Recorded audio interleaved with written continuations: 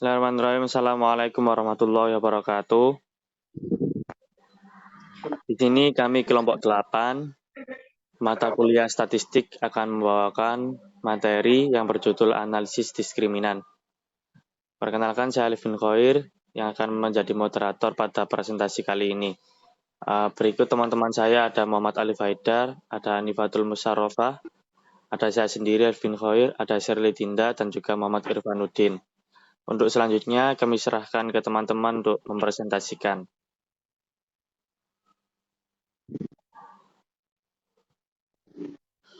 Monggo. Saya Dinda Dwi Cahyani akan membacakan slide pertama dan kedua. Yang pertama, pengertian diskriminan. Analisis diskriminan merupakan teknik menganalisis data di mana variabel dependen merupakan data kategorik atau kualitatif, ordinal atau rasio, sedangkan variabel independen berupa data kuantitatif, interval atau rasio. Analisis diskriminan merupakan salah satu dari analisis multivariat dengan metode dependensi, yaitu di mana ada dua metode interpendensi. Yang dimaksud dengan metode dependensi dan metode interdependensi yaitu Slide ketiga. Saya Anifatul Musarrofah akan membacakan slide yang ketiga dan keempat. Yang pertama adalah analisis diskriminan, termasuk teknik multivariate pada hubungan dependensi atau bisa dibedakan antara variabel respon dan variabel penjelas. Yang kedua adalah pengelompokan dengan analisis diskriminan ini terjadi karena ada pengaruh satu atau lebih variabel lain yang merupakan variabel independen. Kombinasi linear dari variabel-variabel ini akan membentuk suatu fungsi diskriminan.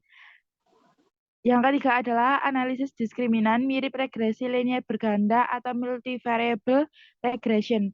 Perbedaannya, analisis diskriminan digunakan apabila variabel dependennya kategorik atau menggunakan skala ordinal maupun nominal, dan variabel independennya menggunakan skala metrik atau interval dan rasio. Sedangkan dalam regresi berganda, variabel dependennya harus metrik dan jika variabelnya independen, bisa metrik maupun non-metrik. Selanjutnya adalah contoh kasus. Yang pertama adalah analisis perbedaan pelajar yang sudah kecanduan handphone dan pelajar yang tidak kecanduan handphone. Yang kedua adalah analisis perbedaan konsumen wanita dan pria dalam melakukan keputusan pembelian mobil. Dan yang ketiga adalah analisis orang kota dan desa dalam melakukan investasi.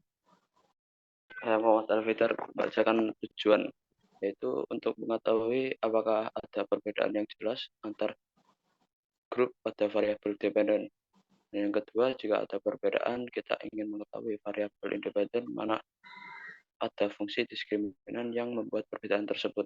Dan yang ketiga adalah membuat fungsi atau model diskriminan yang pada dasarnya mirip dengan persamaan regresi.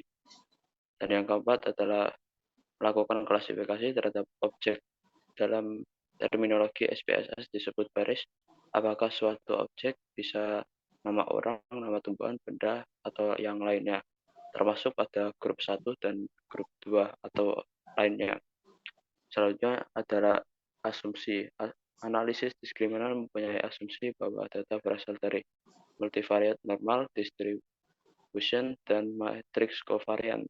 Kedua kelompok perusahaan adalah sama. Asumsi multivariate normal distribution penting untuk menguji signifikasi dari variabel diskriminator dan fungsi diskriminan jika data tidak normal. Secara multivariate, maka secara teori uji signifikan menjadi tidak valid. Hasil klasifikasi menurut teori ini juga dipengaruhi oleh multivariate normal distribution. Apabila diketahui bahwa asumsi multivariate normal distribution tidak dipenuhi, maka sebaiknya menggunakan analisis logistik regression. Logistik regression tidak memerlukan asumsi distribusi normal untuk variabel bebasnya.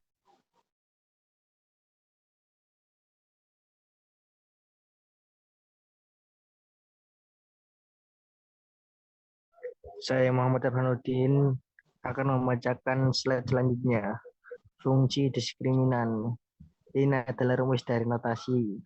Kombinasi linear untuk analisis diskriminan dikenal juga sebagai fungsi diskriminan linear, didefinisikan sebagai YJK sama dengan A1, X1K plus A2, X2K plus titik-titik plus A2, XNK, di mana YJK adalah diskriminan Z-score dalam fungsi diskriminan J untuk objek K. Sedangkan AI sama dengan diskriminan weight untuk variabel independen I. XJK adalah variabel independen I untuk objek K. Model analisis. Analisis diskriminan termasuk dalam multivariate dependence method dengan model Y sama dengan B0 plus B1 X1 plus B2 X2 plus titik-titik plus BP XP. XP adalah variabel independen, yaitu data berjenis interval atau rasio seperti usia seseorang, tinggi sebuah pohon, kandungan zat besi dalam tubuh, dan sebagainya. BP adalah koefisien fungsi diskriminan yang telah dihasilkan. Y adalah variabel dependen, yaitu data kategorikal atau nominal seperti golongan tidak tertinggal atau kode 0, golongan tertinggal atau kode 1, dan sebagainya. Jika data kategorikal tersebut hanya terdiri atas 2 kode saja, maka model bisa disebut two-group diskriminan analisis. Sedangkan jika kode lebih dari 2 kategori disebut dengan multiple diskriminan analisis. Aturan klasifikasi. Penempatan individu objek ke dalam sejumlah kelompok digunakan untuk memprediksi variabel masuk ke dalam kelompok mana yang dapat masuk ke dalam matriks klasifikasi. Proses klasifikasi dapat digunakan untuk menilai validasi analisis diskriminan. Aturan klasifikasi menggunakan rumus seperti di bawah. Proses analisis. 1. Menentukan variabel dependen dan variabel independen.